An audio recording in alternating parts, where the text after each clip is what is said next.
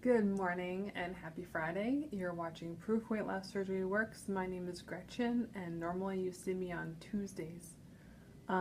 This week's topic is all about alcohol. So I'll just go through each question. Feel free to like, subscribe, and comment if you have any opinions or experiences in regards to this or any of our topics. What has your experience been with alcohol both before and after weight loss surgery? So before weight loss surgery, I was a social drinker. My husband doesn't really drink, so we didn't really have a lot in the house. After weight loss surgery, our social circle has expanded, so I have alcohol in the house more. And we drink casually. I'll have a glass of wine with dinner. Did your Berry doc provide guidelines around alcohol? No. With all the nutrition information that was given prior to weight loss surgery, the only thing I can remember is just hold off as long as possible. And I'm glad that I took that advice. He didn't really say you can't drink. He didn't say when to drink. But he just said don't introduce it early post weight loss surgery. What is your advice for someone about alcohol and weight loss surgery? Just that. Wait as long as possible. I waited just over a year post-op before I had, let me rephrase. Before I introduced alcohol regularly, I had a sip of wine, actually it was a sip of beer at a wedding about 6 months post-op, and I was terrified. It was carbonated, it was beer.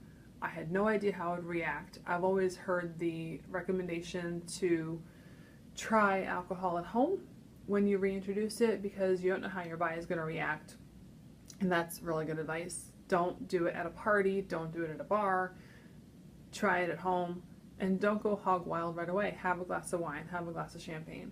So obviously we're supposed to stay away from carbonation if we can, and beer is the double whammy. I was fine. I did not partake in the champagne toast later that evening. Fast forward to about 11 months post-op and I was making fondue. The cheese fondue called for white wine. I don't drink wine often and my husband doesn't drink wine, so I didn't want to leave a bottle of wine out for very long, so I poured myself a glass at home and I was like, oh, this isn't bad. I didn't have much of a reaction at all. So then fast forward to a month after I hit a year and I went to Chicago, and that's when I really introduced alcohol on the regular.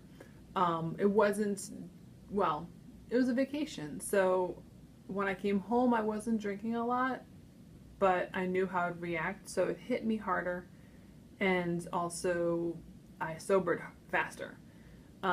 Don't use that as an excuse. I am consciously avoiding alcohol if I can during the week.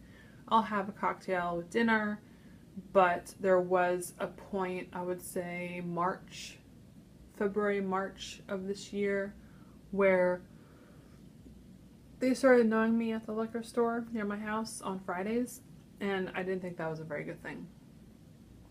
So and then my wallet is appreciative too because it gets expensive.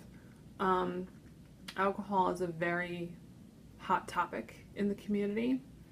I don't think anybody should be shamed. I don't think everybody who drinks after weight loss surgery automatically has a transfer addiction. I would just share your opinions, of course, but before you go labeling anybody as having an issue with alcohol, you probably are wrong. It's a sensitive subject in general, and I just hope that everybody, when they're ready to try alcohol, does it carefully and cautiously, and doesn't use the sobering up easily excuse as an excuse to continue to drink just to get the buzz. It's easy to do that. I learned what will make me buzz and what won't. So if you have any opinions, feel free to share. And we'll see you soon with another topic. Have a great weekend and a safe 4th of July. Bye.